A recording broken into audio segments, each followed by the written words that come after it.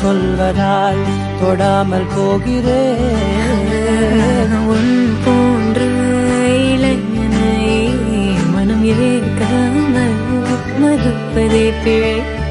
கண்டேன் உன்னலாதி தூய்மையை, என் கண் பார்த்து பேசும் பேராண்மையை. பூங்காற்று